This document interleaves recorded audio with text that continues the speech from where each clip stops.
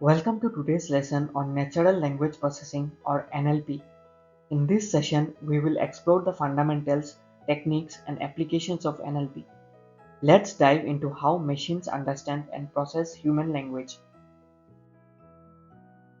NLP is a subfield of artificial intelligence focused on enabling machines to interpret, understand, and generate human language.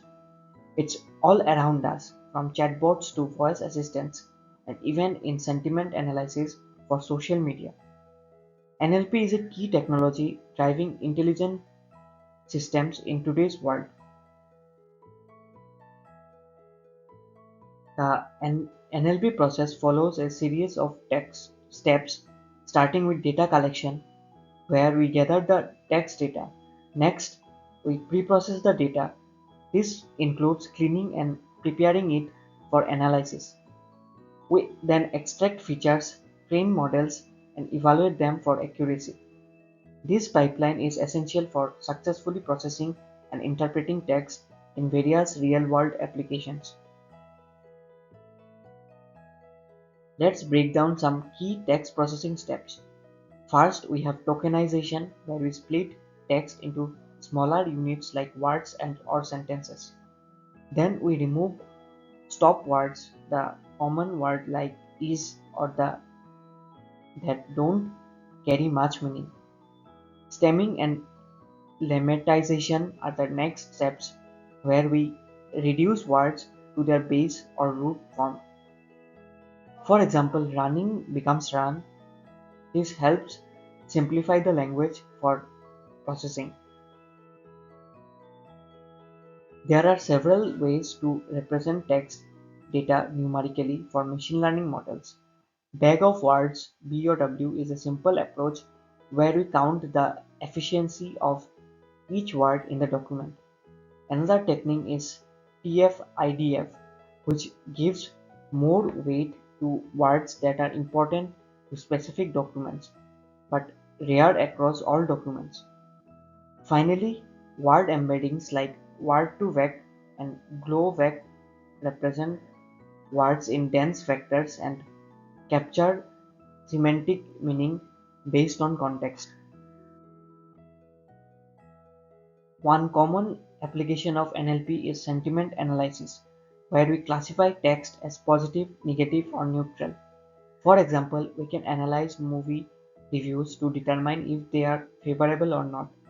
Using libraries like NLTK for pre-processing and scikit-learn for building the model, we can classify sentiment effectively. This helps businesses gauge public opinion on their products or services. Named entity recognition or NER helps us identify and classify named entities in text such as names, locations, and dates.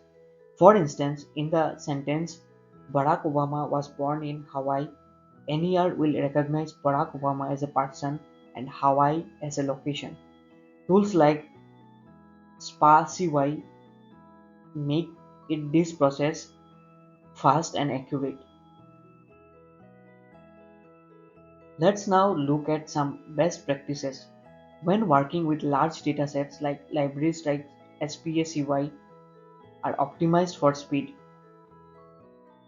Handling language ambiguity such as sarcasm or polysemy is one of the biggest challenges in NLP.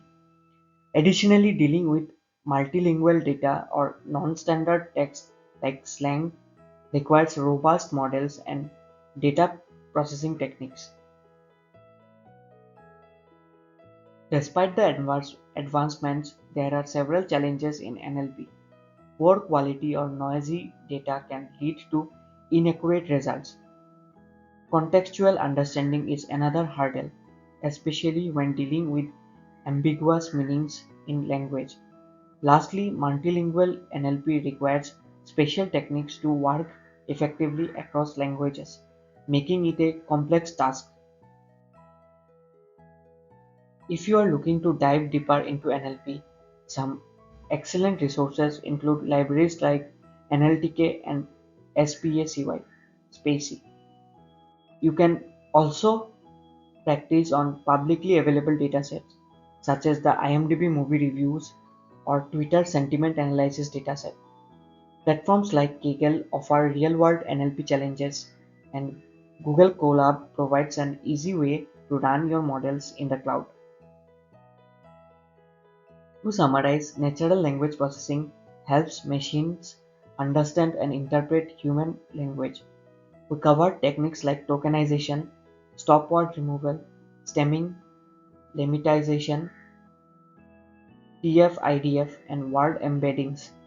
These tools are used in various applications including sentiment analysis and named entity recognition. Next steps: start experimenting with NLTK and Spacey to build your own NLP models. That wraps up today's lesson on NLP. If you have any questions or would like further clarification on any of the topics, feel free to ask now. I would be happy to help.